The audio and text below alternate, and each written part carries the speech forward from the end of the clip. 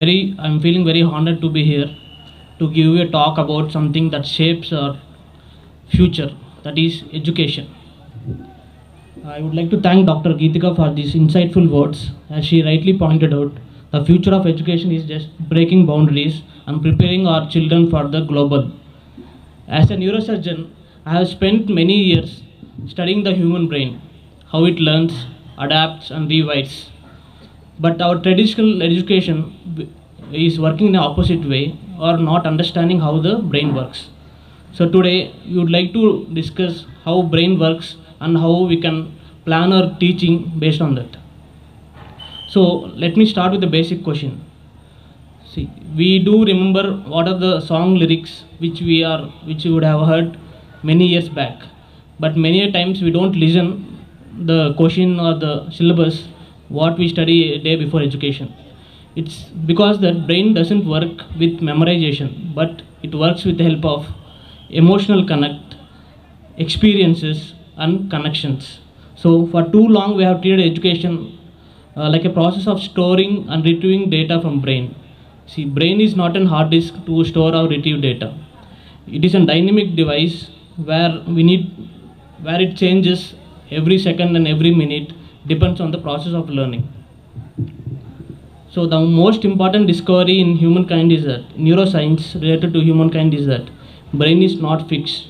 It has incredible ability to change, rewire, and grow through learning, which is called neuroplasticity. So every time we learn something new, the brain forms and strengthens connection, and it physically changes the brain. So intelligence is not fixed.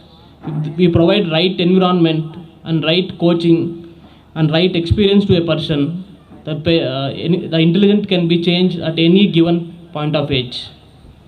Passive learning does not build strong connections. Instead, active learning, where we involve students with group discussions, making them participate in active questioning and inquiring and solving problems, which creates long-term retention. For example, any child who isn't good at math doesn't mean that child is not is bad at math. It means that he requires right approach or right teaching to help him learn the math. So to design the best education, we need to know how the brain develops. Because of based of that, we can plan the learning experiences. During the first 3 years of the age, the brain almost forms 1 million new connections every second. So it is the fastest growing period of the age. We usually think that initial 5 to 6 years of our children, the education is not so important.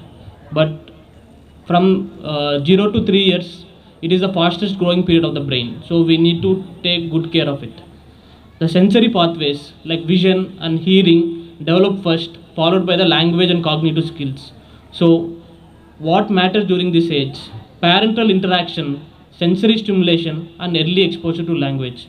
Whereas during 3 to 7 years, it is also called as age of exploration because during this period, we have a part in the front of the brain which is called prefrontal cortex, which starts developing, improving attention, reasoning, and emotional connect.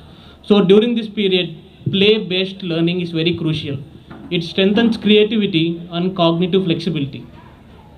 Coming to the 7 to 10, 12 years, this period of brain, we call it the learning brain because during this time, the logical thinking and problem solving skills take shape. So reading, writing are very important during this period. School should focus on real world application of knowledge rather than any memorization techniques. During the teenage years, it is called adaptive brain. It is because during this period, the brain prunes the circuits which are not used and strengthens the circuits which are used regularly. So the risk-taking behavior during this age is very high because the decision-making potential is still developing. Schools must teach emotional regulation, resilience, and metacognition during this age group. And do you know that stress and fear affect the learning?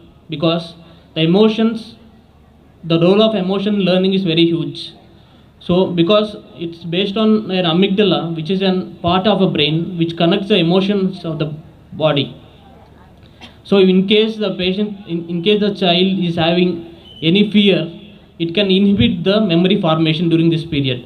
So fear-based learning, which includes excessive pressure and punishment, inhibits the brain development. A positive and emotional supportive classrooms boost retention, creativity and problem solving. So during this age, we have to encourage mindful exercises and emotional intelligence training for better learning outcomes. And for example, I would like to give one more example. If I give you a book to know which explains how to swim, we don't learn swimming by any reading books, but we learn swimming only if we go into water. We fail there and we learn swimming in water. That is how brain works also. The same applies to education. Students learn best through experiences but not memorization. Visuals, storytelling, music and hands-on activities activate multiple brain centers which help to retain the knowledge. Instead of rote learning, schools should implement interactive, process-based and inquiry-driven approaches. We should also understand the power of play during early education. Play activates multiple brain circuits, enhancing creativity, problem solving and social skills. When children enjoy learning, they learn better and retain more. To conclude, education should not be about any memorizations and tests. It should be about understanding how brain works and designing learning environments that enhance its potential. We must move from passive teaching to active, engaging and personalized learning. We must create emotionally supportive and interactive environments where every child can reach their full potential. Because when we teach the way the brain runs, we are not only educating students, but we are shaping our future. Thank you so much.